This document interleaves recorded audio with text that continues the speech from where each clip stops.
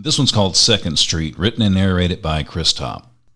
Kathleen is getting older, but not old enough to call old.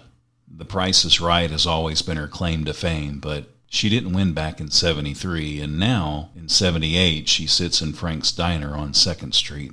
Some things seem like they happened yesterday, while others were surely 2 lifetimes ago.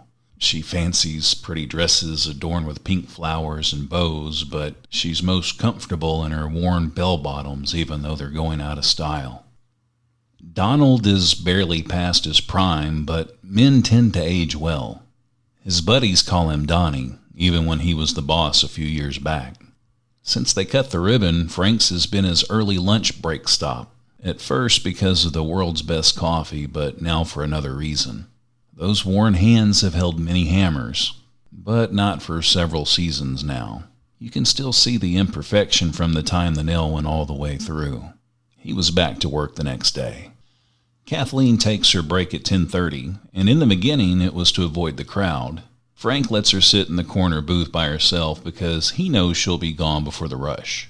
Kathy brings along her worn copy of Reader's Digest every visit, but she never reads it. The magazine is only a prop, part of the show. Sometimes she'll turn a page or two, but most words are impossible to read behind the world's best coffee stains covering the literature. She'll often spend time thinking about how her nature is to hide her own story. It's kind of like a self-imposed wound whose purpose is to conceal any beauty. Donald brings his newspaper from home, but rarely reads it at lunch. He saves the articles for bedtime because it helps him sleep most nights. But it doesn't always work. Most days he'll catch himself daydreaming about running through the forest. He's never run a day in his life, but the thought of sprinting as quickly as he can through the woods and never losing his breath gives him peace. It's the sort of serenity we all accomplish in our fantasies, but it leaves us hollow when we wake up. Donnie's chest is like an auditorium filled with ghosts he isn't ready to let go of anytime soon. It's not as easy as you'd think. Apparitions linger longer than an old broken power drill we'd discard and replace. Kathleen's tears cascade in reverse, washing down the inside of her cheeks, hidden from you and me. Houdini probably crafted her mask because all we're allowed to see is what Kathy is comfortable showing us. And it isn't much. She married the devil soon after her 5 minutes of fame. He spoke the perfect words and gave her the universe before confining her on a small island. The demon dictated every move and thought, and she did her best to comply.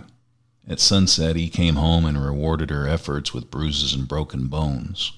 She ran away to heal her body, but no distance ever repaired the destruction, picking and pinching and ripping inside her spirit. Donald can hardly walk after the accident at work left him crippled perpetually. His broken back earned him enough money to get by, but currency is no better than a wet Band-Aid when it comes to repairing the true tragedy. His life is as charged as a brand new Duracell, but a battery's useless without something to power. Donnie has the impulse of a younger man, but the body of an old-timer frittering away, waiting on fate. Memories of youth inspire most, but yesterday's photos leave Donald frustrated with a desire to live again. He'd love to climb a ladder to stand on a rooftop where he felt most at home. Despair recognizes misery when it's hidden beneath a bed of roses like a trained eye senses the body under the lawn of a serial killer. Dawn caught Kat's eye the day she strolled into Frank's for the world's best coffee. She spent the first day spying on him, the second feeling his emotion, and every day since loving the man she'd never approach. Kat knows why he brings the paper but never opens it, and why he hardly drinks a drop from his mug. Sometimes he'll order a muffin on Wednesday, and Kat knows if Don will add butter or eat it plain before he even decides. Like anyone else, she can see the physical torment in his face when he stands. Like no other, she discloses the overwhelming sorrow that haunts him. Love burst through the diner door for Don the first time Kat walked in and had a seat.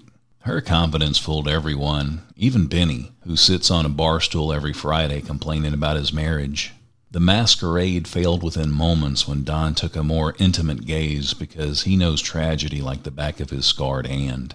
Whenever he'd catch Kat scrolling the greasy menu, he knew it was because she felt the need to hide. Sometimes she'd drink a second cup with 2 lumps of sugar instead of 1 like the first round. If we could only sweeten life as easily, he would contemplate as she stirred. He imagined she finds comfort in at least having control over her coffee. The two meet 6 days a week, right on time, on 2nd Street. Sundays must be unbearable for both of them. Then again, the separation undoubtedly intensifies the magnificence of the daily encounters. They've never shared a hello or a goodbye, but what they do share is something Benny has clearly never experienced.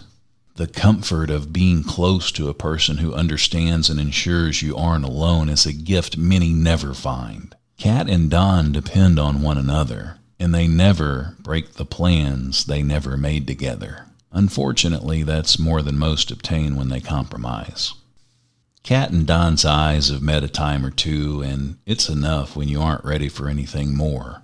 Perhaps the world's best cup of coffee isn't as great as the sign may suggest, but it gave our two misfits an excuse to find each other.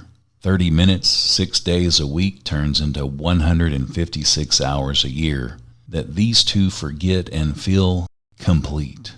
If Benny gave that much time to his wife, he wouldn't plan on leaving her. Maybe the passion between Kat and Don is indeed unique, and it's doubtful it'll ever move any further than 2nd Street. Sometimes that kind of love is enough. A love that demands attention from across the room and is admired forever from a distance.